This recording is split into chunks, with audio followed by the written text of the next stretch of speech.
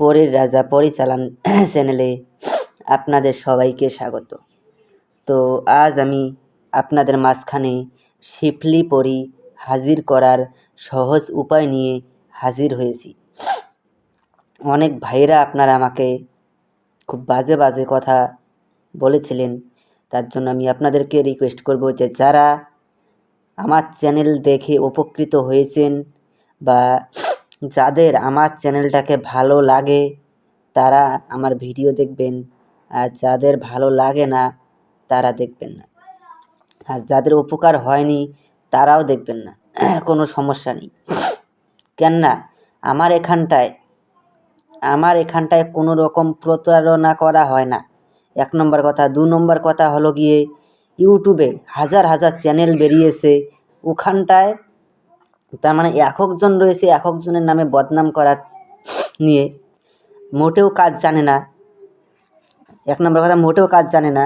তার লাইভ প্রমাণও আমি আমার চ্যানেলে দিয়ে রেখেছি। অনেক ভাই বোনদের টাকা পয়সা মেরে খেয়েছে, কিন্তু ওনাদের কোনো রকম কাজ করে দেয়নি। ওরা হলো এক ভণ্ড প্রতারক। ওরা সাধারণ একজন ইউটিউবার, ওরা ভিডিও এডিটিং করে ছেড়ে তার মানে লোকের সামনে অ্যাড হিসেবে শো করিয়ে লোকের টাকা পয়সা হাতিয়ে নেয়। তার প্রমাণও আমার কাছে রয়েছে। তো আশা করি আপনারা বুঝতে পেরেছেন। তো পরিচালনের বিষয়ে অনেক চ্যানেল দেখবেন, অনেক ভাই বোনদের কাছ থেকে টাকা নিয়েছে কিন্তু চালান করে দেয়নি। পরিচালনের লাইভ প্রমাণ আমার চ্যানেলে দেওয়া আছে।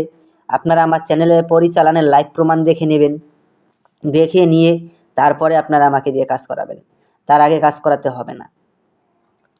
তো যদি চালান নিতে চান, স্ক্রিনে নাম্বার তো দেখতে পেয়েছিলেন, ওই নাম্বারে আপনারা আমার সঙ্গে যোগাযোগ করে নেবেন, তাহলে পরেই আপনারা চালান নিতে পারবেন। তো আর বেশি কথা বাড়াবো না, মূল কথায় ফিরে আসব। তো তার আগে আরও একটা কথা বলছি, যদি আপনাদের চ্যানেলটাকে ভালো লাগে তবেই আপনারা আমার চ্যানেলে থাকবেন, আর যদি ভালো না লাগে, যেই চ্যানেল আপনাদের ভালো লাগবে সেই চ্যানেলই আপনারা দেখুন, আমার তাতে কোনো সমস্যা নেই। আমি আপনাদেরকে বলবো না যে আমার চ্যানেলটাকে সাবস্ক্রাইব করুন। যদি আপনার মন চায় করবেন, মন চায় না করবেন না, তাতে কোনো আমার আফসোস নেই। তো একটা মন্ত্র স্ক্রিনে দিয়ে দিচ্ছি, আপনারা লক্ষ্য করে নিন। ওম নম শিফলি পরি আগান পাছারি হাজির সাউ কার আগে সলিমান নবীর আগে।